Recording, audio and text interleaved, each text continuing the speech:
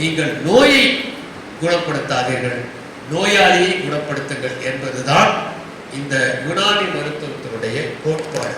போனதாக இருப்பது சுபாவங்கள். அந்த சுபாவங்கள் என்ன, எப்படி என்பதை நாம் பார்க்க வேண்டும்.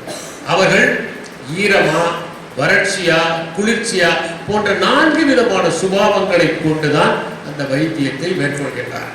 எப்போதுமே நாம் சொல்வது, உணவை நாம் முறையாக அருந்தினால் பல உபாதைகளை குறைத்து விட முடியும். உணவையே நாம் ஒரு மருந்து போல அருந்துவது முக்கியம். இல்லாவிட்டால் மருந்தையே உணவாக அருந்த வேண்டிய கட்டாயம் ஏற்படுகிறது.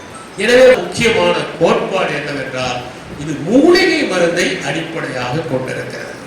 முதலில் இதனுடைய அடிப்படைகளை நீங்கள் தெரிந்து கொள்ளுங்கள். அடிப்படை என்றால் மிசாஜ் என்றால் என்ன என்று தெரிந்து கொள்ள வேண்டும். எந்த மருத்துவத்திற்கும் ஓர் அறம் இருக்கிறது. நம்மால் குணப்படுத்த முடியாத ஒரு நோய் என்றால் அலோபதியை பார்த்துக் கொள்ளுங்கள், அறுவை சிகிச்சை செய்து கொள்ளுங்கள் என்று முதலிலேயே சொல்லாமல் அனைத்தையும் நான் குணப்படுத்துவேன் என்று அவர்களிடம் ஏமாற்றக்கூடாது. அவர்களுக்கு என்ன மருந்து கொடுக்கிறோமோ அதற்கு தகுந்தவாறு தான் கட்டணம் வசூலிக்க வேண்டும்.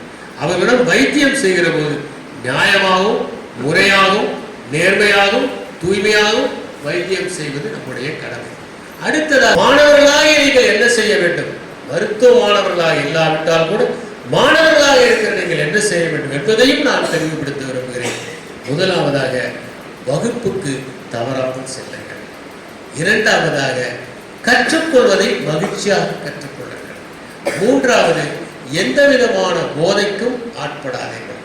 நான்காவதாக, பணத்தின் அருமையை உணர்ந்து யாருக்கும் அதிகம் செலவு வைக்காமல் வாழ்க்கையை எளிமையாக நடத்துங்கள். அடுத்ததாக, எந்த குழுவாகவும் செயல்படாமல் ஒற்றுமையாக படியுங்கள். நேரம் கிடைக்கிற போதெல்லாம் பேராசிரியரிடம் பழகுங்கள், அவரிடம் கருத்துக்களை பெறுங்கள்.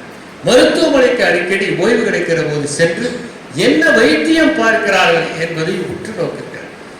மனித உடற்கூறு பற்றியும் உடல் இயல், பிசியாலஜி அண்ட் அனாட்டமி ஆகியவற்றை பற்றிய புத்தகங்களை எளிமையான தமிழில் வந்திருக்கின்றன. அவற்றையெல்லாம் வாங்கி படியுங்கள். உங்களை வளர்த்துக் கொள்ளுங்கள். நாம் கற்க வேண்டியது நிறைய இருக்கிறது.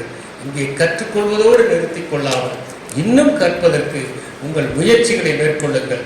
தலை சிறந்த யுனானி மருத்துவர்களாக வந்து பலருடைய வலியை போக்குங்கள், உபாதையை போக்குங்கள்.